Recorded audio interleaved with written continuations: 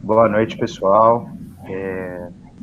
Estamos começando mais a segunda palestra da Semana Municipal de Meio Ambiente daqui de São Lourenço, com o ciclo de palestras da área das águas, que é a Associação Regional de Engenharia, Agricultura, Agronomia e Arquitetura, é uma associação vinculada ao CREA. Hoje a gente vai ter a palestra de gerenciamento de resíduos da construção civil, com a Ana Maria, que é engenheira ambiental. É engenheira ambiental ou bióloga? Engenheira ambiental. Engenheira ambiental, né? E a Gabriela, pessoal do Núcleo de Estudos e Pesquisa em Resíduos Sólidos, da USP. É um prazer para nós ter vocês aqui com a gente. E queria agradecer a disponibilidade de vocês e o conhecimento compartilhado aí com todos. Muito obrigado e é um prazer. Vocês podem começar quando vocês quiserem. Por favor. Joia. Bom, primeiramente, queria agradecer o convite, a oportunidade. É sempre muito bom falar sobre resíduos sólidos, ter essa oportunidade de conhecer outras pessoas e discutir um pouco sobre esse tema, né, que a gente sempre aprende mais. Eu vou começar me apresentando um pouco, então. Eu sou Ana Maria, sou engenheira ambiental formada pela UFV. Fiz meu mestrado em Engenharia Hidráulica e Saneamento na USP de São Carlos e agora eu estou começando meu doutorado no mesmo programa. E a minha pesquisa de mestrado e de doutorado são na área de resíduos sólidos urbanos, mas eu estou acompanhando um aluno da graduação da Engenharia Civil que está fazendo TCC sobre resíduos da construção civil, então eu comecei a estudar mais sobre esse tema e me interessei bastante, é um tema bem legal, que vocês vão ver. Eu espero que vocês gostem. Eu vou passar a palavra para a Gabriela para ela poder se apresentar também, e depois eu começo a apresentação. Tá. Boa noite com todos. Eu sou a Gabi, sou engenheira civil formada no Peru, na Universidade Nacional de San Antonio Abad Cusco. Eu faço mestrado juntamente com a Ana Paula e a Ilma. Juntamente também com a Ana Maria, a gente parte do UNEPER, né? Minha pesquisa de mestrado está focada na área de economia circular. E para mim é um prazer estar participando desta palestra, porque a minha formação tem muito a ver, né? A engenharia civil gera muito resíduo, então espero que vocês gostem da palestra que a gente preparou para vocês. Obrigada. Então, vamos lá. Aqui são os tópicos que nós vamos abordar hoje nessa palestra. Então, eu vou falar sobre a definição dos resíduos da construção civil, a classificação deles e como que a gente faz um gerenciamento adequado desse tipo de resíduo. E depois a Gabriela vai apresentar estudos de caso. Então, começando pela definição, os resíduos da construção civil são todos aqueles resíduos gerados em construções, reformas, reparos e demolições, inclusive aqueles gerados na preparação e escavação de terrenos. Essa é a definição da Política Nacional de Resíduos Sólidos, que foi instituída pela Lei 12.305 de 2010, é a lei mais importante sobre resíduos no Brasil. E ela também está presente na Resolução CONAMA, número 307 de 2002, que é a principal resolução sobre resíduo da construção civil. Ela é a nossa diretriz maior. Ela é antiga, né, antecede a PNRS, então ela precisou ser atualizada ao longo dos anos, mas ela continua vigente, sendo a mais importante. E apesar dessas duas legislações usarem o termo RCC, é muito comum a gente ver em palestras, em livros, em artigos, o termo resíduos de construção e demolição, RCD. E são sinônimos, tá, gente? Tudo bem usar uma ou outra, nós vamos adotar aqui RCC porque é o que a legislação brasileira fala. Então, para organizar o gerenciamento desses resíduos, os RCCs, a CONAMA 307, de 2002, ela separou eles em 4 classes, que vai A, B, C e D. E eu vou explicar cada uma delas para vocês. Eu só queria ressaltar, né, que ela foi alterada, então, pela 348, a CONAMA 431 e a CONAMA 469. E ela está sempre em atualização. À medida que mais conhecimento é produzido, acaba acontecendo algumas modificações nessas classes. Então, quem trabalha com isso precisa sempre estar verificando qual que é a última legislação, né, o que está vigente. Então, eu vou apresentar para vocês o que tem de mais atual. Então, começando com os resíduos da classe A, são todos os RCCs que são reutilizados ou recicláveis como agregados. São eles os resíduos de edificações, como argamassa, concreto, componentes cerâmicos, dentre eles o tijolo, bloco, telha, placa de revestimento, os resíduos da pavimentação e outras obras de infraestrutura, incluindo o solo de terraplanagem, e os resíduos de pré-moldados em concreto, como blocos, tubos e meio-fios. Já os resíduos classe B, eles também são considerados recicláveis, mas eles têm outros tipos de destinação, eles não são usados como agregados, assim como os da classe A. Então, aqui a gente tem, por exemplo, plástico, papel, papelão, metal e vidro, que são resíduos similares ao que a gente gera dentro das nossas residências e que tem um valor econômico para os catadores. É muito comum eles aparecerem aí como embalagens de materiais de construção civil, né? Então, plástico, papelão, é bem comum desses materiais, desses resíduos. A madeira também é considerada um resíduo reciclável, classe B, o gesso e as embalagens vazias de tintas imobiliárias. Aqui é muito importante ressaltar que a lata de tinta, ela só é considerada reciclável, classe B, se ela estiver totalmente vazia e seca. Se tiver resíduo de tinta lá dentro, resquícios dela na forma pastosa ou líquida, isso é considerado um resíduo perigoso e é classe D. Então tem que tomar muito cuidado, porque às vezes a destinação é feita de forma inadequada. Já os resíduos classe C são todos aqueles para os quais ainda não existe uma tecnologia, uma aplicação que seja economicamente viável para fazer sua reciclagem ou a sua recuperação. Então, exemplos são a lixa e a lã de vidro. E é interessante mencionar aqui que o gesso, que eu acabei de falar que é reciclável, classe B, ele era considerado classe C até 2011, porque não existia um processo economicamente viável, mas naquele ano eles descobriram que era possível sim, e desde então o gesso é reciclável quando existe essa tecnologia no município para fazer isso, né? Quando tem o processo para fazer. Então, isso mostra a importância da gente investir em pesquisas e em tecnologias para promover a reciclagem cada vez de mais resíduos. Então, para que todos os classe C se tornem classe B um dia, que sejam de fato reciclados. E, por fim, os resíduos classe D são os perigosos. Então, a gente tem que ter uma atenção redobrada com eles, porque eles apresentam risco para a nossa saúde e para o meio ambiente. Então, dentre eles estão as tintas, os solventes, os óleos, as telhas e demais materiais com amianto. Vocês podem ver aqui nessa foto que elas mostram a troca de telhas de amianto por outro tipo de telha, né? Antigamente era comum usar isso, até descobrirem tanto que ele é perigoso, e os funcionários que estão fazendo isso, eles estão totalmente protegidos com máscara, luva, com uma roupa especial, né? Porque isso aqui é bem tóxico. E esses aqui são os resíduos que a CONAMA menciona que são perigosos. Mas existem outros. Então, para você, se você está em dúvida se é perigoso ou não, precisa seguir a ABNT, né, aquelas normas de classificação, amostragem, e fazer todos os testes para verificar se é perigoso ou não. E se, de acordo com a ABNT, for considerado perigoso, ele entra aqui nessa classe D. Então, agora que a gente já entendeu o que são os RCCs e como eles são classificados, né, dentro desses 4 grupos, eu vou falar um pouquinho sobre como fazer o gerenciamento adequado desses resíduos. E eu coloquei aqui 3 pontos que eu acho que são muito importantes. Não quer dizer que são os únicos, tá? Mas eu resolvi, por questão de tempo de palestra aqui, focar neles. Então, primeiro, a elaboração de planos. É fazer o planejamento, né? Quais são os resíduos que eu tenho? O que eu vou fazer com eles? É se organizar para fazer tudo direitinho, de acordo com a lei. A segunda etapa seria a separação na fonte. É dentro da obra, já separar resíduos diferentes em locais diferentes. E a terceira seria a destinação ambientalmente adequada. Eu vou falar um pouquinho melhor sobre cada um deles. Então, os planos.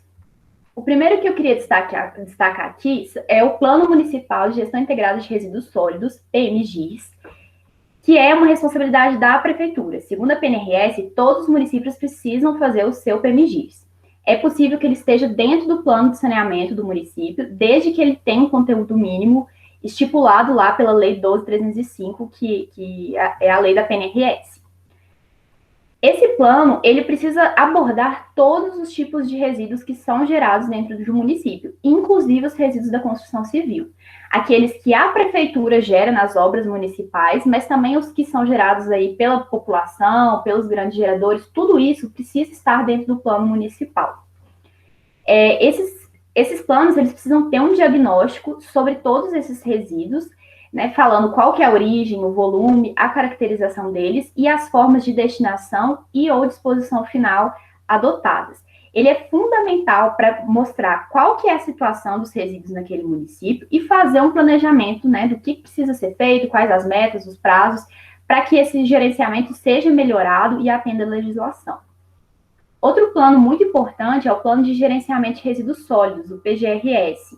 Ele é feito pelas empresas, inclusive as empresas de construção civil, e ele também tem que ter um diagnóstico dos resíduos sólidos gerados, só que ao invés de fazer de todos os resíduos sólidos, ele vai focar apenas naqueles que são gerados na atividade dele. Então, vai ter que ter a origem, o volume, a caracterização, assim como o PMGIS, mas aqui também a PNRS fala que esse plano tem que listar os passivos ambientais desses resíduos. Além disso, esse plano precisa dizer quem são os responsáveis por cada etapa do gerenciamento desses resíduos e quais os procedimentos operacionais vão ser adotados. Então, assim, eu gero concreto. Qual é a empresa que vai vir coletar esse concreto? O que ela vai fazer com ele? Quais são as etapas? Vai ser a coleta, o transporte, vai colocar em um lugar, vai tratar, vai reciclar. Então, tudo isso precisa ficar bem claro no plano. E também falando de planejamento, eu achei importante ressaltar aqui que a Política Nacional de Resíduos Sólidos, ela estabelece uma ordem de prioridade que precisa ser seguida na gestão e no gerenciamento de todos os resíduos, inclusive os da construção civil. E isso precisa ser lembrado quando a gente elabora esses planos, quando a gente faz o planejamento das nossas ações. Então, o primeiro tópico que a PNRS coloca é que a gente precisa sempre buscar não gerar o resíduo, evitar que ele seja gerado. Seja fazendo um treinamento dos funcionários para que eles desperdicem menos matéria-prima, ou utilizando materiais de melhor qualidade, o que vai, consequentemente, fazer com que tenha menos desperdício na obra, você precisa refazer menos coisas. Além disso, você precisa pensar na redução. Alguns resíduos a gente não consegue evitar, eles são gerados inevitavelmente. Mas a gente tem que pensar sempre assim, é possível reduzir, é possível gerar menos? Se sim, o que eu preciso fazer? E colocar isso nos planos. Próximo passo é a reutilização. É muito comum chegar em ecopontos, que são locais onde as pessoas levam resíduos da construção civil, eu vou explicar isso melhor um pouquinho para frente, mas as pessoas levarem materiais que ainda estão bons, telhas, tijolos, que poderiam ser utilizados em outras obras. Então, sempre que possível, fazer a reutilização desses resíduos que ainda estão em boas condições. A reutilização é usar novamente o material sem fazer transformação físico-química e biológica dele, né? A Ana Paula explicou isso melhor na palestra de ontem. O próximo passo, então, é a reciclagem, que é pegar o resíduo, fazer uma transformação dele para que ele vire uma matéria-prima e seja utilizado no mesmo processo ou em outro processo. Tudo que não pode ser reciclado, você tem que tentar tratar ele. O tratamento, ele busca reduzir volume, reduzir periculosidade. Então, é muito importante a gente considerar essa etapa, se é possível fazer esse tratamento. E a última de todas é a disposição final. O que é a disposição final? Enviar para aterro sanitário e deixar lá. O grande problema é que a maioria dos gestores, eles pegam esse triângulo e invertem ele. Eles focam totalmente na disposição final, né? Acha que essa é a solução. Vou colocar lá, vou tampar e ninguém vai ver e a gente vai esquecer isso, né? E, na verdade, tem várias outras ações que precisam ser pensadas antes da disposição final. Então, a próxima etapa é a separação na fonte, que precisa ser pensada. Ela é fundamental para você fazer a destinação adequada de cada fração de resíduo. Então, se você já separa ali dentro da obra, fica muito mais fácil você enviar cada fração para o seu destino adequado, que seja reciclagem, tratamento ou aterro. Aqui é um exemplo de baias que foram construídas para colocar os resíduos separados dentro de uma obra. O primeiro são de resíduos contaminados, então são perigosos, ela está até fechada. O segundo de sucata, o terceiro de plástico e o quarto de papel e papelão. Então, isso aqui é bem interessante, inclusive para você não contaminar resíduos recicláveis, né? Deixar eles protegidos para que eles tenham a destinação adequada e sejam reciclados. Aqui é um outro exemplo de outra obra que eles separam dentro de caçambas. Então, na primeira e na segunda imagem são resíduos classe A, e aqui a gente tem, na última, resíduos classe B, que são metais, e podem todos ser enviados para reciclagem. Só que o que acontece na maioria dos municípios, qual que é a realidade? Não há separação. Muitas obras utilizam uma única caçamba, principalmente quando são obras menores, né? Fica muito caro alugar várias caçambas.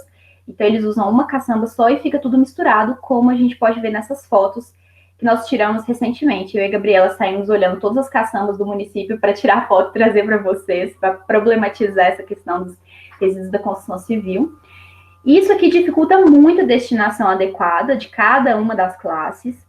Isso também acaba acontecendo um descarte irregular pela população. As pessoas olham para essas caçambas, elas veem uma lixeira pública e elas começam a jogar ali dentro tudo. Elas jogam resíduo domiciliar das casas delas, ou às vezes você está andando na rua, tem um papel de bala, vai lá e joga dentro da caçamba. Isso é um grande problema, porque primeiro porque alguém está pagando por essa caçamba, ela não é pública, ela não é para todo mundo usar. Né? E segundo, que isso dificulta muito a destinação, porque vai ficar tudo misturado. Se tiver resíduo orgânico, então vai dar mau cheiro, vai atrair vetores. Isso é um grande problema que todos os municípios enfrentam. Além disso, essa mistura toda, ela prejudica muito a reciclagem.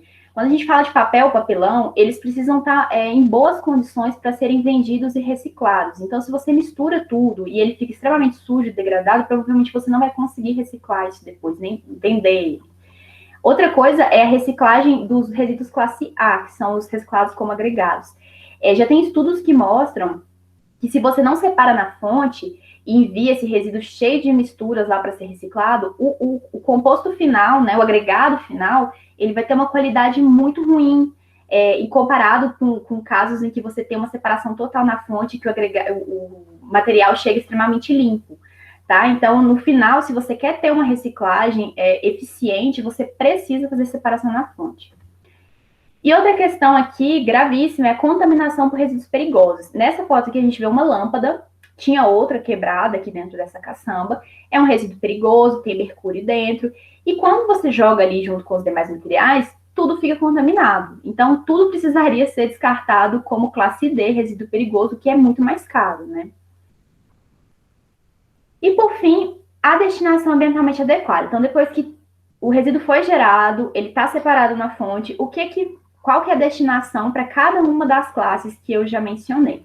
Então, vamos começar pela classe A. Então, os resíduos classe A de grandes geradores, eles normalmente vão para áreas de transbordo e triagem, que são as ATTs. Elas são regulamentadas aí pela NBR 15112.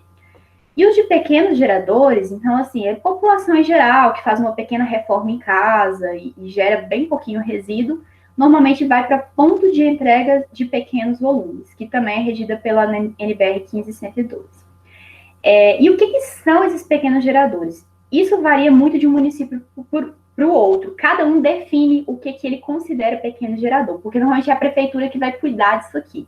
Então, ela vai definir até quando ela considera pequeno gerador e que ela vai receber e vai dar destinação.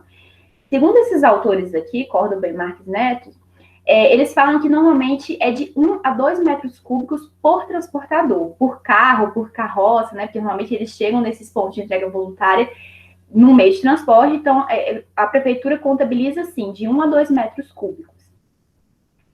Essa ATT, ela seria, então, uma área para receber esses resíduos classe A, triar, armazenar e fazer a destinação adequada deles para reciclagem, reutilização, enfim. Já os pontos de entrega de pequenos volumes, eles são ATTs de pequeno porte. E eles são integrantes do sistema público de limpeza urbana. Por isso que eu falei que, normalmente, quem cuida disso é a prefeitura, né? Então, porque a população, ela acaba gerando esse resíduo, ela não vai contratar uma caçamba para colocar uma pequena quantidade que ela gera na casa dela. E se a prefeitura não dá uma solução, não cria um ponto de entrega, o que essa pessoa vai fazer? Ela vai jogar na rua, ela vai jogar no lote, ela vai jogar na beira do rio, o que é um problemão que a prefeitura vai ter que ir lá e vai ter que resolver depois, né? Então, antes, eles vão lá e criam esses pontos para receber esses resíduos e também recebem ali móveis, eletrodomésticos, essas coisas volumosas. Alguns municípios recebem até materiais recicláveis menores, assim, papel, plástico, papelão, isso varia de um local para o outro. E esses locais são chamados de ecoponto, PEV, ponto de apoio, tem vários nomes, cada município escolhe o seu nome. E depois que chega nesses locais, eles são armazenados e tudo mais, eles precisam ser enviados, então, né, para reutilização, a reciclagem ou aterro de reservação.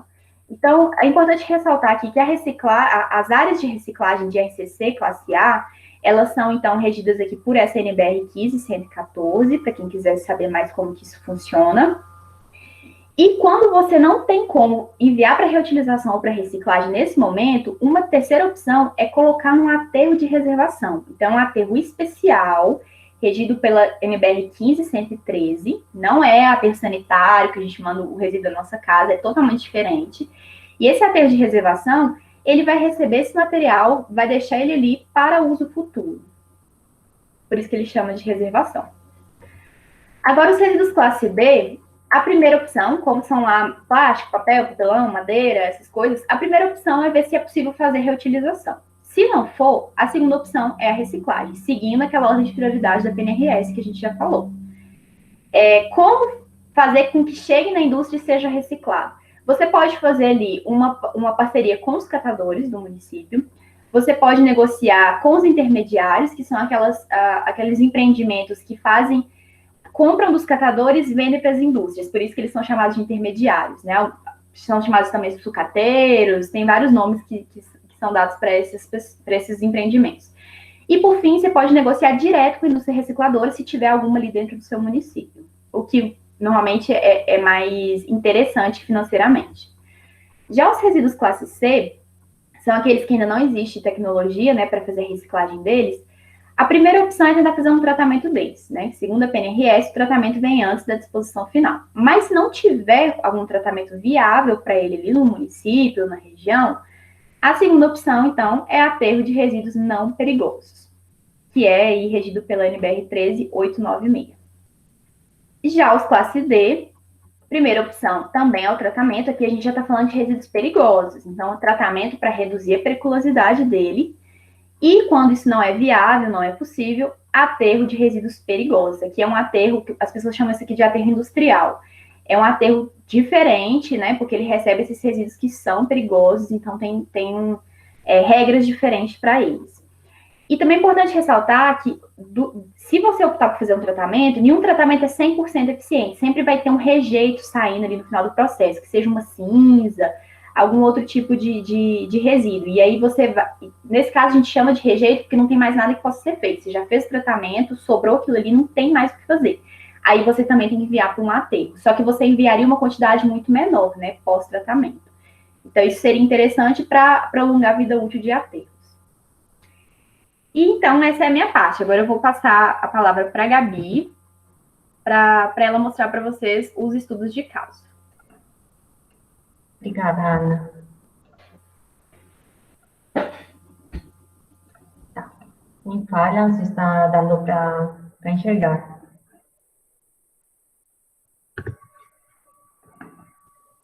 Tá sim, Gabi. Beleza. Tá, então, pessoal, obrigada, né, pelo convite. Vamos, então, continuar com a palestra. A parte de estudo de caso está dividido em quatro partes. Eu vou falar sobre 3 estudos de caso. Os 2 primeiros estudos de caso vão abarcar os pontos de entrega de pequenos volumes, conhecidos como PEVs, as áreas de transbordo, um estudo de caso que vai abordar o tópico 2 e 3, né? Uma ATT e uma UR que está localizado no mesmo município. E, finalmente, eu quis trazer para vocês um protocolo de demolição, né? Então, vamos começar. Eu quis iniciar a palestra fazendo um resumo do que a Ana falou. Então, decorrente da construção civil, são gerados resíduos, que dependendo da quantidade, são divididos em grande e pequeno gerador.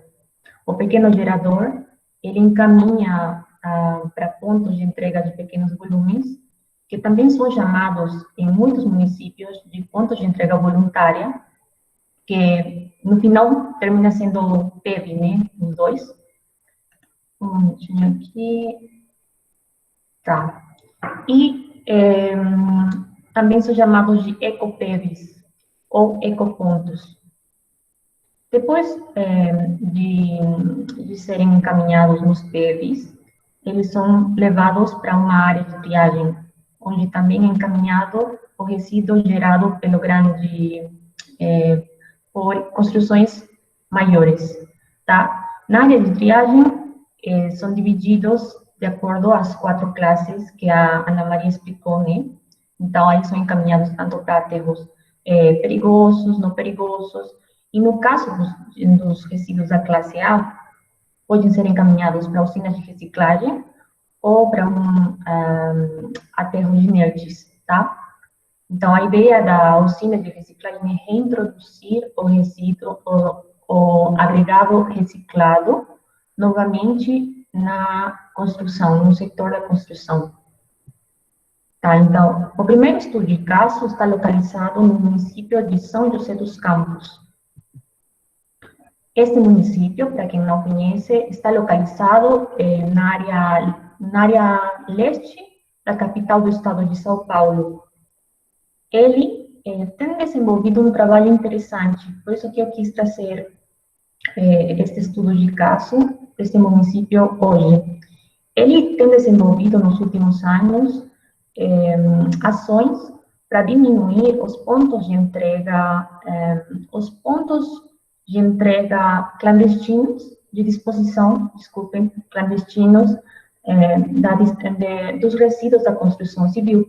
Então, eles têm acrescentado tanto o monitoramento, a fiscalização, e também têm acrescentado o número de PEVs. Atualmente, eles têm 15 PEVs distribuídos no município. E, além disso, eles têm implementado ações sustentáveis que têm engajado a população a participar da reciclagem. Em 2020, foram encaminhados nos 15 PEVs 39 mil metros cúbicos de resíduos da construção civil, 21% a mais em relação ao ano 2019. Então, como que funcionam os PEVs? Primeiramente, os PEVs são responsabilidade da prefeitura. Eles trabalham, eles estão abertos todos os dias, isso é importante.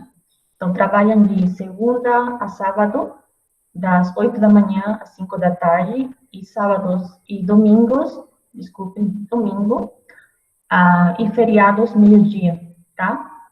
Então, aqui, sempre trabalha um funcionário da prefeitura, né, que se encarga de elaborar uma declaração simples, quando o resíduo chega no PEV. Então, primeiramente é feita a recepção, né? Se confere a quantidade, que neste caso do município é máximo 1 metro cúbico. Ele pode ser encaminhado, o resíduo, em caçambas, em carroças pequenas, ou na porta-mala, como a gente pode observar na parte de trás, né? Aí é feita a segregação, então, dependendo se é entulho, madeira, gesso. Atendida a capacidade da caçamba, ela é encaminhada para a ATT, no caso de existir no município, a unidade, a usina de reciclagem ou para o aterro de inertes. Uma alternativa interessante que tem se implementado no município é que estas áreas podem receber outro tipo de resíduos. Pneus, galhos, eletroeletrônicos, pilhas, baterias, lâmpadas, óleo de cozinha, material reciclável, entre outros, como, por exemplo, também móveis. Além disso, nos últimos 3 PEVs que têm sido implementados no município, eles têm feito construções reutilizando materiais descartados, como, por exemplo, pneus, né, para elaborar a plataforma daqui. E também tem implementado sistemas de captação de água de chuva, tetos verdes, tratamento de águas residuárias, jardins de chuva e hortas comunitárias. Eu achei muito interessante as hortas comunitárias porque permite o engajamento da população com uma área administrada pela prefeitura. Por exemplo, o pessoal cultiva, né, vegetais que consomem depois, né, que não usam necessariamente agrotóxico, e além disso cria uma consciência o que é referente à reciclagem. Bom, nesse contexto, eu quis trazer para vocês o segundo estudo de caso, que é um tipo de PEV interessante, né? É um pouco diferente. Um projeto pioneiro. Estou falando do Ecotudo, que foi implementado em 2010. Ele foi desenvolvido em parceria com a Superintendência de Água, Esgoto e Meio Ambiente e a Prefeitura de Votuporanga.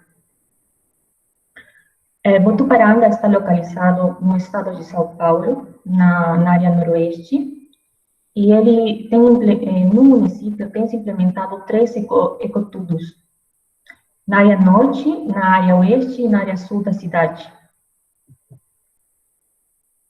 Então, em que consiste? Os ecotudos consistem num galpão aberto, né? O interessante daqui é que ele permite o ingresso do munícipe no carro.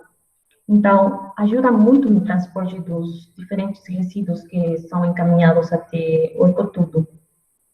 Ele é dividido em módulos, né, bem sinalizados, né, com placas. Aqui são reaproveitados, por exemplo, os pneus, né, e são utilizados também como vasos para plantas. E ele não só recebe resíduos da construção civil, né, aqui podem enxergar também móveis, né. Eles recebem diferentes tipos de resíduos. Por exemplo, resíduos passíveis de reciclagem, que logo são encaminhados para a cooperativa de catadores. Resíduos orgânicos, que são encaminhados para uma usina de compostagem e para geração de energia. Recebem óleo de cozinha para a fabricação de biodiesel, plantas de pilhas, baterias, lâmpadas, que são encaminhados para um adequado tratamento. E eu achei também bem massa, né, que eles recebem animais mortos. Eles têm freezers, têm geladeiras para você levar eles, além de outros rejeitos, né? Então, são encaminhados de maneira ambientalmente correta aos aterros sanitários, né? Resíduos da construção civil e pneus inservíveis, já descartados, para serem usados como liga asfáltica e produção de energia em caldeiras. No que vai, nos 4 primeiros meses de 2020, os 3 ecotudos receberam, em total, 1.843 toneladas de resíduos. Os ecotudos só não recebem resíduos... Tá tudo bem aí, né? Tá. Escutei um barulho. Tá. Os ecotudos não recebem resíduos industriais, resíduos de serviços de saúde e embalagens de agrotóxicos. O resto, eles conseguem encaminhar de forma ambientalmente correta. Tá? Então, isso é o que respeita aos PEVs, né? Então, agora, vamos falar sobre a área de transbordo e triagem, a ATT. Este é o terceiro estudo de caso, né? Está localizado, esta ATT está localizada no município de Jundiaí. Jundiaí tem criado um centro de gerenciamento de resíduos sólidos chamado de Geresol, em 2002. Eles encaminhavam todos os resíduos da construção civil para um aterro de inertes. Mas a partir de 2013, eles implantaram a ATT e a usina de reciclagem na mesma área, numa área industrial da cidade, e tem desenvolvido um trabalho bem interessante, pelo qual, em 2018, recebeu um prêmio de inovacidade. Este prêmio foi otorgado pelo Instituto Smart City da América Latina, né? Pela boa gestão dos resíduos sólidos que eles estão desenvolvendo no município.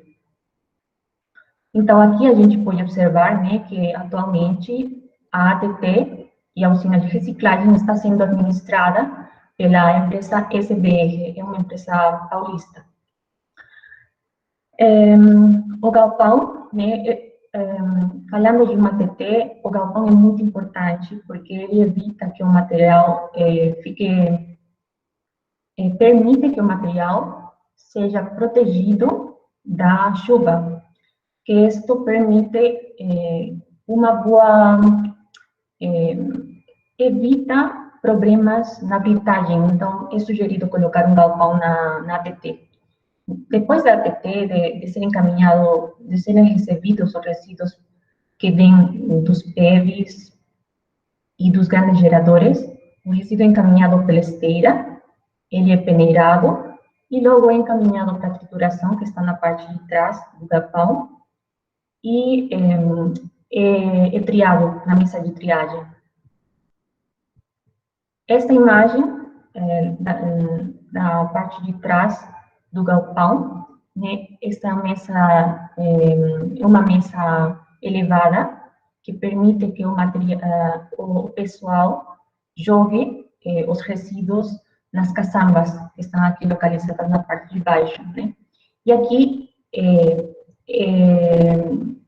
é jogado o material unicamente classe A. O material classe B, o resíduo classe B e C é retido nas caçambas. Então, para Jundiaí, para quem não conhece, né, Jundiaí está localizado na área suoeste da capital do estado de São Paulo. O Centro de Gerenciamento Geresol está localizado na área noroeste de Jundiaí. E ele tem recebido até 15 mil toneladas por mês, segundo a informação de 2018. Tá, então, em que consiste, o que é feito na ATP? Primeiramente, é feita uma pré-triagem, tá? A pré-triagem tem o objetivo de retirar todo o material volumoso, madeira, móveis, sacolas, né? Muitas vezes, o material das reformas feitas em casa ou das edificações, das obras, estão dentro de sacolas, né? Então, são retiradas as sacolas. Isto pode ser feito de forma manual ou de forma mecânica. Depois, é feita a separação de material fino e material grosso por meio de uma grelha giratória, né? Ou pode ser feita por meio de uma grelha vibratória. No caso da retroescavadeira, esta retroescavadeira permite realizar o processo anterior que eu falei, né? Da separação do material fino e grosso. Ela na ponta tem uma grelha que gira. Então, o material fino sai e só fica o material grosso. Decorrente deste processo, é gerada uma terra reciclada. Esta terra pode ser utilizada para enchimento de valas, como material de cobertura para aterro sanitário, entre outros. Então, o material grosso já é encaminhado a uma britadora, onde é feita uma trituração primária, com o objetivo de gerar uma granulometria menor. Isso é encaminhado por meio de uma esteira até a mesa de triagem. Aqui é exposto o pessoal em ambos lados, né? Funciona igual que uma associação, uma cooperativa de catadores. É igual. Cada pessoal tem a função de retirar um determinado tipo de material, que seja classe C ou classe B.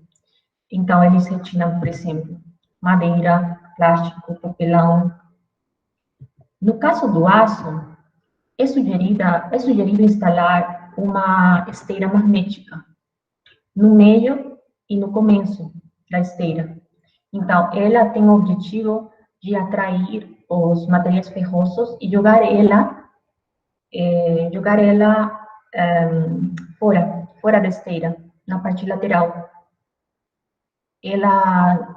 A esteira conta com placas magnéticas que fazem esse trabalho, né?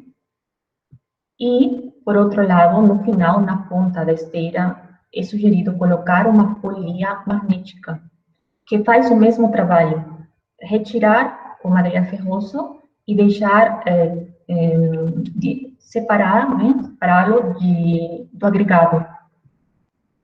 Então, depois da ATT, em Jundiaí, a uns 200 metros, está localizada a usina de reciclagem. A gente pode observar aqui, na parte de trás, encaminhado o resíduo classe A, né, vindo da ATT, e ele passa por uma britagem, passa por um peneiramento, e aí é gerado o agregado reciclado. É importante, né, realizar a construção delimitar, de acordo à granulometria, para evitar misturas do agregado. Também é importante sinalizar com placas os tipos de agregados gerados. Então, o que é feito? Aqui na usina de reciclagem é feita uma trituração secundária, é feito diferentes tipos de peneiramentos, onde são gerados agregados de diferentes granulometrias, né? E com as esteiras são encaminhados para diferentes partes da usina, né? Estas imagens são da usina de reciclagem localizada no município de Canoas, em Rio Grande do Sul. Tá, então, de acordo ao tipo de resíduo, os agregados são divididos em dois tipos. O agregado de concreto, que é produzido de blocos de concreto, e o agregado misto, de resíduo misto, que é gerado do processamento de blocos de concreto e a presença de cerâmica, tá? Então, é misturado. A diferença destes dois tipos, é a presença de cimento Portland e rochas. No caso do agregado de concreto, é composto, na sua fração grauda, no mínimo 90%. E, no caso do agregado misto, a porcentagem é menor a 90%. É de se entender, né, que o agregado de concreto é mais valorizado, né, a comparação do agregado misto. No entanto, o agregado misto tem vários tipos de aplicações. O agregado misto também é mais econômico e a maior parte das usinas de reciclagem no Brasil produzem esse tipo de resíduo. O agregado de concreto é utilizado geralmente para elaborar artefatos de concreto com alta exigência, e o agregado misto é utilizado para obras de geotecnia. Bom, é importante saber que os agregados de concreto podem ter impurezas. Isso não quer dizer que o agregado seja de má qualidade. A norma ABNT 15.115 e 116 indica que existe uma tolerância de 3% do agregado reciclado ter a presença de material não mineral e 2% de ter a presença de material orgânico, né? Como folhas, No caso do mineral, não mineral, como, por exemplo, madeira, gesso. Então, é importante saber isso, porque tem se escutado muito nele que acham uma folha e pensam, não, o agregado é ruim. Não. Se vocês quiserem saber mais informação, vocês podem consultar a norma ABNT. Bom, dependendo das dimensões da peneira, são gerados diferentes tipos de granulometria. As mais comuns são os agregados reciclados mais comuns, são areia reciclada, brita 0, brita 1 e rachão, tá? Eles são utilizados, o uso recomendado é para fabricação de artefatos de concretos em fins estruturais, tais como blocos de vedação, vias, pisos intertravados, tampas de bocas de lobo, contrapiso, entre outros. Já a bica corrida, ele que é um material com dimensões e composição variada, ele pode ser utilizado para base e subbase de pavimentação de vias, preenchimento de valas, regularização de vias não pavimentadas, entre outros. Bom, já para fechar a nossa palestra, eu quis terminar fazendo uma pergunta. Vocês acham que a reciclagem é a única forma de recuperação dos resíduos da construção civil? Como a Ana explicou de uma forma bem legal, né? Existe uma ordem de prioridade estabelecida pela Política Nacional de Resíduos Sólidos, onde a última opção é a disposição. Só que o que acontece? A maior parte dos municípios dos países em desenvolvimento tem aplicado como primeira prioridade isso. Então, levam tudo para o aterro e pronto, né? Mas com o passo do tempo, pela pressão da sociedade, pela escassez de recursos, cada vez estão sendo implementadas ações, como, por exemplo, no caso da construção civil, a reciclagem, né? Pero há uma alternativa interessante que está sendo desenvolvida nos países da Europa, que é o reuso, a recuperação de diversos materiais presentes numa edificação a se demolir. É por isso que eu quis trazer para vocês um protocolo de demolição. Este protocolo foi adaptado por mim. Eu assisti um webinar este ano, organizado pela Arábia Saudita, e eles propuseram cinco passos para realizar uma demolição mais sustentável. Tá? Então, em que consiste? Primeiro é feita uma avaliação da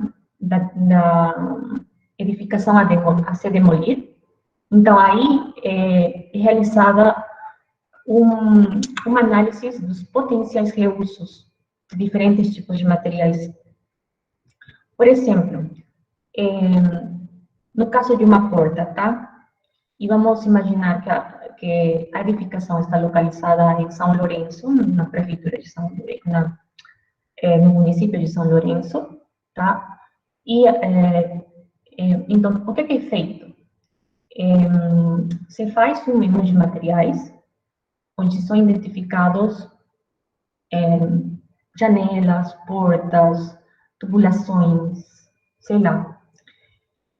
E aí, se coloca o tipo de material, a quantidade, a qualidade, se é boa, ruim, o endereço e a data disponível, né? Por exemplo, isso foi ontem, então hoje o edifício já foi demolido, né?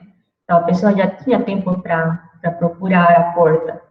Então, o que acontece? A ideia é subir tudo isso numa nuvem, em tempo real, onde uma pessoa, por exemplo, que está por aqui no município de São Lourenço, fala, tenho 2 portas a X reais, e outra pessoa que está próxima fala que quer construir a sua casa e não tem muito dinheiro, pode ir lá e realizar a transação, né? O pago e é feito aí o negócio. Então, isto permite poder reaproveitar recuperar, reusar os materiais que estão em bom estado.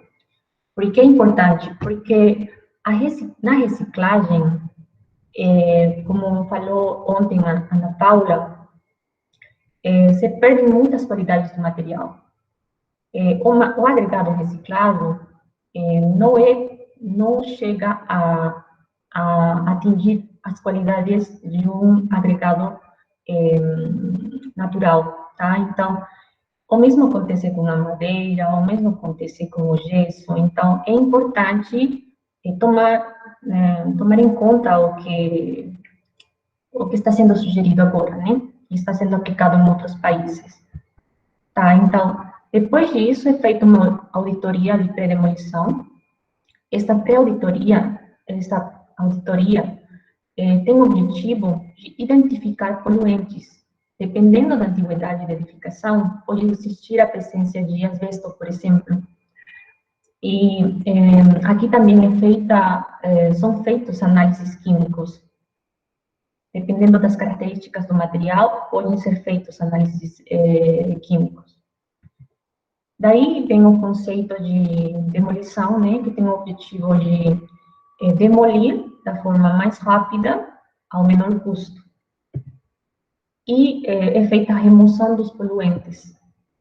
Isto garante uma reciclagem de qualidade. E, finalmente, é feita a aprovação e a demolição. Bom, gente, isso é tudo. Espero que vocês tenham gostado. Se tiverem alguma dúvida, estamos aqui.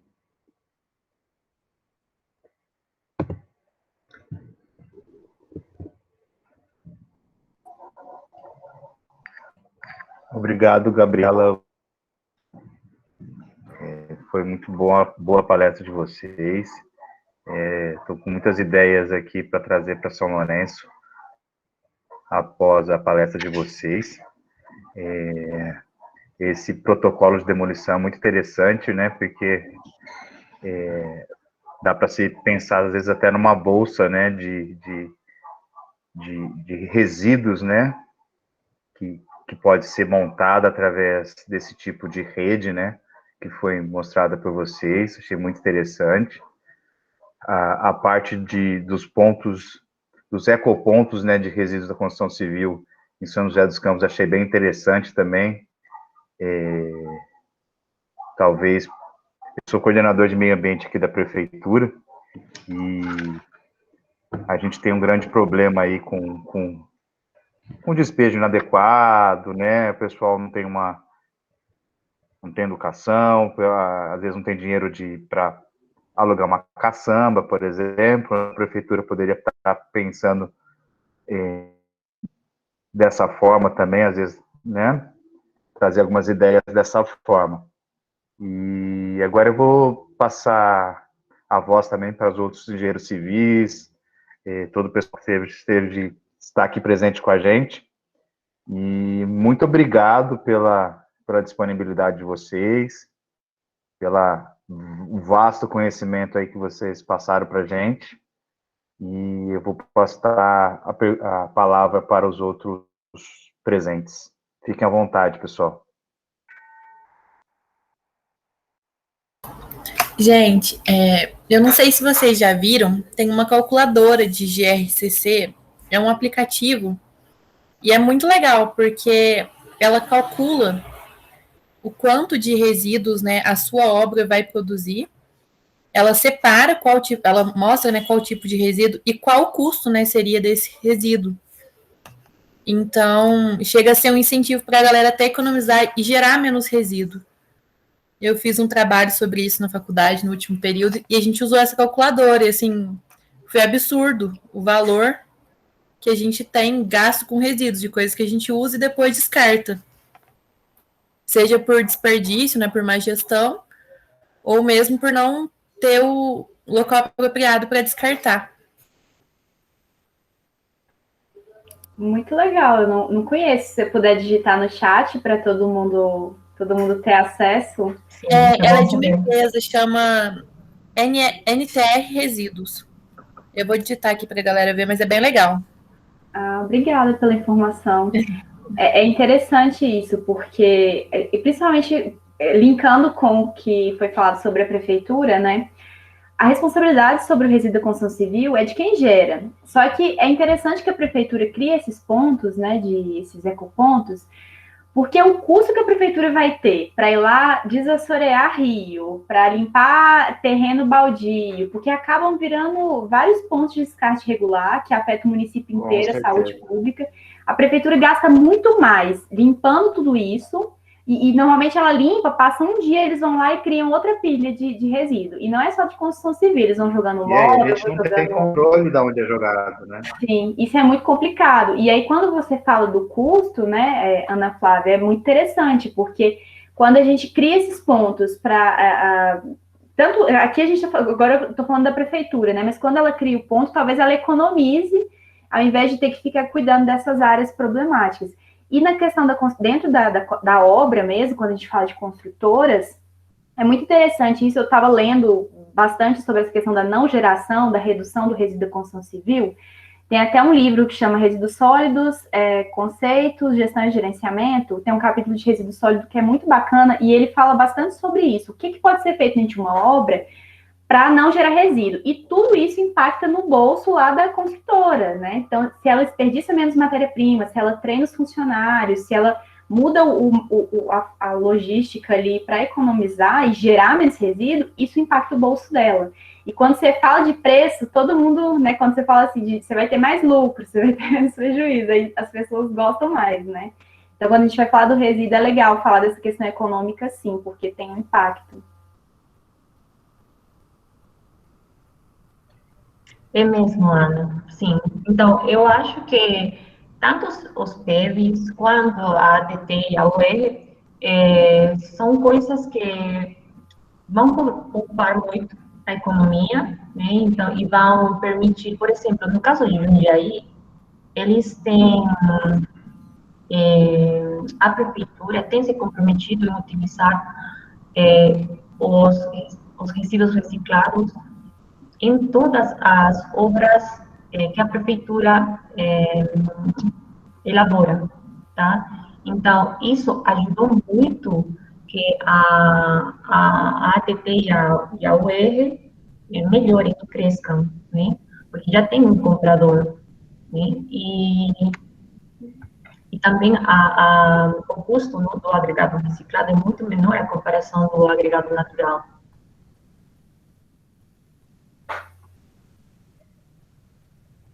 Sim, com certeza, né? Quando você compra material reciclado, não só da construção civil, quando a gente fala de reciclável de modo geral, esses que a gente gera na nossa casa também. Uhum. Quando a indústria compra essa matéria-prima, ao invés de usar matéria-prima virgem, existe uma economia, né? É muito mais barato comprar o reciclável. Sim. E outra coisa também que, dependendo da segregação na fonte, é que o agregado reciclado vai ter uma melhor qualidade também, né? Como vocês verem, né? Tem agregado, resíduo de concreto e resíduo misto. Então, vai por esse lado também. Eu acho que tudo está interligado.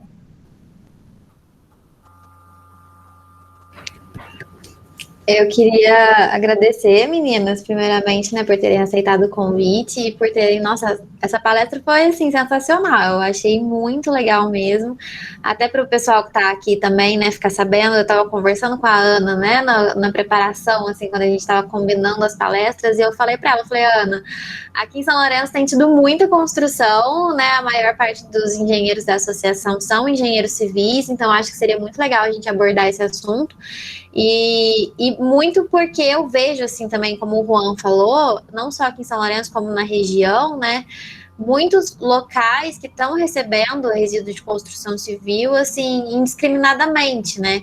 Então, a gente tem na legislação estadual, né, na DN 217, tem uma categoria de licenciamento para aterro de construção civil.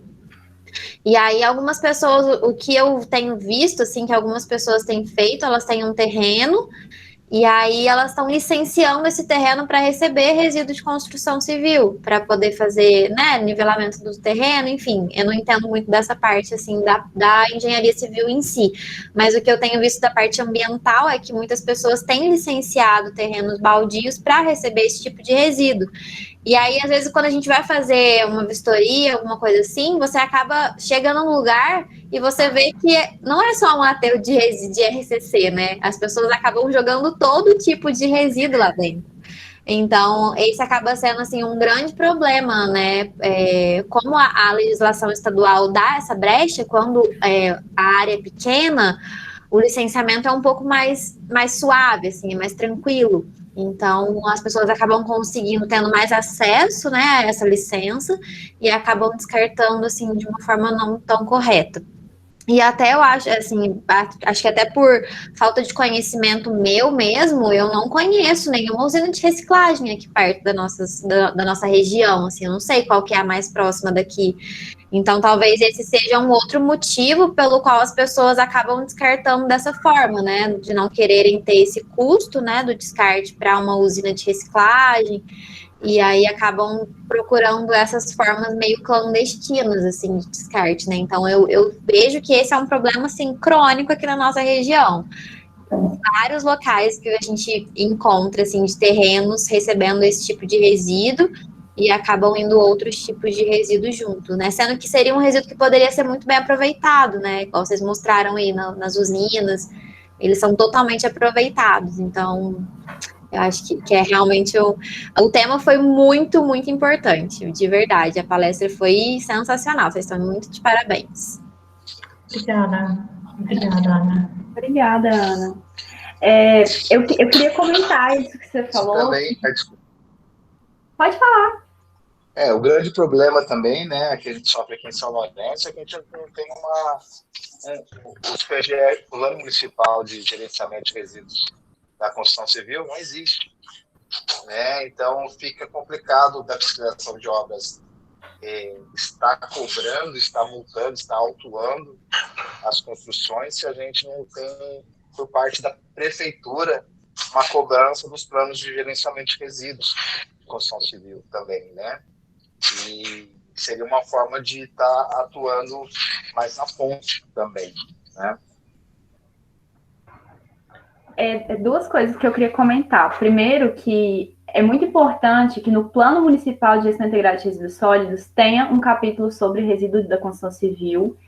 E esse plano precisa listar todas as pessoas, porque principalmente aqui no interior de Minas, nas cidades pequenininhas, tem os carroceiros, tem aquelas pessoas que são conhecidas que pegam resíduo da construção civil e levam para esses terrenos, né, onde esses resíduos são guardados. Aqui em Minas, eu acho que essa é a nossa realidade. Eu não conheço usinas aqui também de reciclagem, Ana, aqui perto da gente. Isso é uma realidade mais comum sul-sudeste, sul e São Paulo, né, descendo mais para o sul do Brasil. O ideal é que os planos façam, quando a equipe é contratada para fazer o PMGs no município, que ele faça esse diagnóstico de quais são as construtoras, de quais são as pessoas que trabalham com transporte, de quais são as áreas, para verificar os problemas. Só que as equipes que fazem o plano encontram dificuldades para achar essas informações, para listar essas coisas. Então, realmente, fica difícil, porque não tem o plano. Quando vai fazer o plano, tem dificuldade para achar esses dados e para organizar isso. Mas o PMGs do município e os planos de todas as construtoras, o plano de gerenciamento, seria essencial para organizar isso melhor. Agora, com relação a essas áreas que você falou, Ana, eu percebo, de modo geral, isso foi até o tema do meu mestrado, que a ordem de prioridade ela é totalmente descumprida. Quando a gente envia para aterro, a gente envia para essas áreas, né, que deixa lá o resíduo parado, isso é um tipo de disposição final. A gente não é multado por isso se a área estiver ambientalmente adequada. Então, por exemplo, se eu não faço coleta seletiva no meu município, envio tudo para o aterro sanitário, o orgânico, o reciclável, tudo. Se o aterro sanitário está licenciado, ele tem toda a proteção ambiental, está tudo ok. Mas, na verdade, não está ok. A gente está desrespeitando a lei federal, que fala que tem uma ordem de prioridade, que o reciclável precisa ir para reciclagem, que o orgânico precisa ir para compostagem. Só que isso não é fiscalizado nesse sentido. A gente tem tanto problema de resíduos sólidos que os órgãos fiscalizadores eles estão mais preocupados em ter uma área licenciada do que em fazer cumprir essa ordem de prioridade. Né? Então, o ideal é que seja investido em reutilização, em reciclagem, mas isso é muito mais difícil. Então, o que os esforços estão concentrados em regularizar essas áreas, em fazer o licenciamento ambiental delas, enfim. E essa questão que você falou das pessoas começarem a descartar outras coisas nessas áreas, eu vi muito isso nas visitas no meu mestrado. Às vezes era uma área da construção civil e as pessoas começavam a invadir essa área, jogar móvel, jogar resíduo orgânico e vir um chão a céu aberto, né? Então, isso é um grande desafio que a gente, um dos vários desafios que a gente enfrenta, principalmente em Minas Gerais.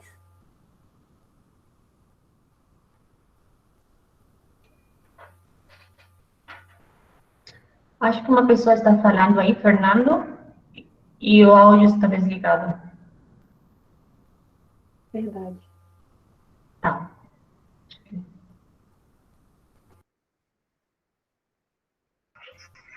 Fernando, seu áudio está desligado. Tá, ligou agora. Sim. Tá ouvindo? Sim. Perfeito. Existe a possibilidade de proprietários de terrenos que querem se tornar empreendedores e fazerem o seu licenciamento no Estado. Tá? E dentro desse licenciamento passa pelo CODEMA quando o município tem o CODEMA. Automaticamente existe um consenso de um sistema de catação dentro da área do empreendimento. Tá? Então, ali vai ser o aterro de resíduo da construção civil. O que não for, deve ser catado, e aí sim, né, em parceria com a parte de coleta seletiva, né, vai lá e busca e leva, e faz a destinação, ou a reciclagem, ou a reutilização desse material. Então, isso é o que está sendo, né, feito hoje em dia em São Lourenço. Tá? Então, é feito um barracãozinho e ali vai ser botado móveis, tubo de televisão, computador, tudo que for achando diferente, né? Plástico, papelão, vai botando tudo ali. E depois é levado. Isso já é praticado aqui. Ah, então funciona como se fosse um ecoponto. Mas quem faz essa separação são funcionários da prefeitura? Ou é privado isso? O pessoal do empreendimento. O empreendedor, tá, ao fazer o seu licenciamento, em contato com a prefeitura, a parte do meio ambiente, né, faz um acordo nesse sentido. Tá? E ele, então, faz a catação, coloca nesse galpão e o pessoal que faz essa catação vai lá com o caminhão, bufa e leva. Entendi. E no licenciamento, isso é chamado de aterro? Aquele aterro de reservação, de classe A? Aterro de resíduos da construção civil. Entendi. Então, os rejeitos que são gerados, assim, a ideia do aterro de inertes é dispor unicamente os resíduos classe A, né, para que no futuro, caso se implantar uma usina de reciclagem, são reminados, né? Certo. Então, imagino que esses empreendedores devem gerar rejeitos, tanto materiais perigosos quanto materiais passíveis de logística reversa, reciclagem. Então, você sabe o que fazem com esse tipo de resíduo? Em geral, é o que acontece que vocês já mostraram lá no início. A caçamba está na rua, tá? E ali, né, o pessoal joga basquete à vontade, né? Então, é a realidade que a gente vive. Mas muito se encontra, até mesmo lixo, tá? Sacola com lixo. Então, o empreendedor é responsável de separar isso, né? Sim, sim. E tem uma parte que realmente não é reaproveitada, não é reciclada, o que for, ele já pega e dá a destinação, né, final para esse resíduo, né, que é orgânico, vamos dizer assim. Tá? Então, ele sofre com isso, tá? Porque ninguém respeita nada. A nossa organização, uma obra, hoje em dia, realmente é um desperdício enorme, né? E não há separação. Tá? Nós temos uma mão de obra cara, tá? Que não está preocupada em fazer nada que garanta o bolso de quem está construindo o seu imóvel, né? E crie esse elo, né? Essa gestão, né? Do início ao fim. Não existe isso. Tá? Então, a educação realmente tem que melhorar muito, né? Eu acho que é uma grande dificuldade que nós vamos ter. E a realidade, né, financeira, né, de verbas que a própria prefeitura enfrenta para esta finalidade, né? Nós temos um exemplo que é a questão do lixão. Quantos anos, né, o Ministério Público demorou para agir, né, e durante os anos que ele está agindo em cada município, não tem uma resposta imediata. Isso aí é protelado, protelado, protelado, protelado, e até hoje está acontecendo uma série de punições, multas, que são, através de seus advogados, também, né, protelados, protelados, protelados, e nada se define, nada se resolve. E tudo tem que ser feito hoje, porque a obra é hoje, a caçamba está na rua hoje. Então, é uma situação dificílima que nós vivemos, né? Mas as faculdades estão de parabéns, né? Vocês, estudantes, estão de parabéns, os profissionais estão de parabéns. Agora, esta união, né, completa ainda vai demorar um tempo a acontecer, né? Essa é uma realidade. Enquanto isso, as ruas, né, mais isoladas, né, as beiras de estrada, os terrenos baldios, vão ser alvo de colocação desses resíduos. Com certeza absoluta, isso a gente vê todo dia aí. Bom, senhor Fernando, pessoalmente, né, eu quero falar para o senhor que a gente que faz pesquisa está justamente para isso, né, para poder juntar a teoria, né, com a prática. Eu Sim. gosto muito disso, né, mesmo porque eu discordo muito de que tudo fique no papel. Então, a gente está à disposição para poder intercambiar ideias com vocês, de ver o que realmente pode ser viável, né? É interessante, vocês como prefeitura, né? Desculpe o atrevimento, né, de falar isso, mas vocês como prefeitura, vocês têm muita vantagem de que no Brasil, muitos pesquisadores procuram que a prefeitura abra as portas para realizar nossas pesquisas, e de forma gratuita ainda. Então, se vocês falarem que precisa, por exemplo, um plano interessante para a sua prefeitura, pode fazer o chamamento, e eu estou segura que muita gente vai chegar lá e vai propor coisas interessantes. Também acho que, como prefeitura, vocês podem fazer contato com, por exemplo, Botuparanga, Jundiaí, e ver o que eles fizeram, de que forma eles enfrentaram, né, o tema de descarte irregular. Por exemplo, São José dos Campos estão utilizando drones para fazer o monitoramento de descarte irregular. E Botuparanga, o Ecotudo, nossa, se eu morasse lá, eu teria vontade de ir para lá só para olhar. Levaria a minha sacola de orgânico, porque eu acho muito bacana, e eu acho que é isso que está faltando, engajar a população a tomar atitudes mais sustentáveis, né? Não sei se a sua prefeitura já tem PEVs, pontos de entrega de pequenos volumes. Tem? Gabriela, eu sou um profissional liberal, eu não trabalho em prefeitura, tá? Tá? E entendo claramente a sua colocação, e o que eu posso acrescentar é que o que eu vejo na minha vida profissional do dia a dia é que existe um cálculo, tá? Eu montar essa usina, eu vou atender somente São Lourenço, vai ser viável para mim, né? Então, essa é a maior realidade, né? Quem tem feito essas usinas são empresas, né, fora da prefeitura. Então, eles montam e prestam o serviço, né? Então, eles oferecem para a prefeitura, oferecem para grandes construtoras, e vão oferecendo, tá? E aí, sim, o negócio vai trazer lucro. Nós temos um lado prático em São Lourenço, que é o aterro sanitário, né, que iria ser construído em prol de um consórcio de municípios, porque poucos municípios não atenderiam o volume necessário para o empreendimento, que seria muito, muito caro, né? Então, teria que ter um volume real, constante, para viabilizar este projeto.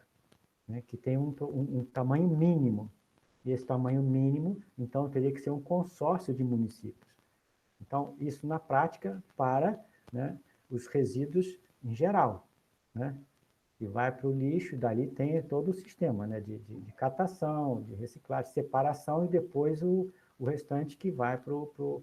Ainda tem a compostagem, aí vai o final de tudo, vai parar, né, no aterro sanitário, quer dizer, diminui o volume que vai ser depositado definitivamente.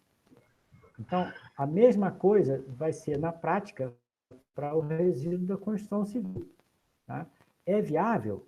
Que volume? Qual o projeto mínimo que eu posso fazer para atender essa necessidade? Ah, bom, esse projeto mínimo é tal volume, tantos milhões de metros cúbicos, ano, mês, não sei. Então, a partir daí, né, nasce o interesse de união entre vários municípios. Tá? E aí nós temos um outro problema gravíssimo no nosso país, que é a política. Tá? Como unir vários municípios? Né? Se um é de um partido, o outro é do outro, o cara quer ganhar muito, o outro quer ganhar pouco, o outro não quer ganhar. Então, existe toda uma realidade, né, que ainda está enraizada no nosso país. Esta mentalidade, né, limpa e transparente que está nascendo nos profissionais que estão vindo hoje e que fazem pesquisas, estão enxergando esse caminho, né, é maravilhoso. Né? Mas como botar em prática? Né? Se ainda tem o interesse capitalista. Eu quero ter lucro. Então, esta equação ainda não está finalizada, não. Essa é bem difícil. Mas tenho certeza absoluta, né? Está aí o Juan, né, que representa a Prefeitura de São Lourenço, né, e que está indicando essa parte ambiental também no site da área das águas. Né? Então, nós vamos, né, tirar proveito de alguma coisa, sim. Né? Vamos amadurecendo aí. Tudo bem, senhor Fernando. Desculpe, eu achei que o senhor era da prefeitura. Não peça desculpas. Ninguém conhece todo mundo e ninguém é vidente aqui. É verdade, é verdade. Então, Gabriela,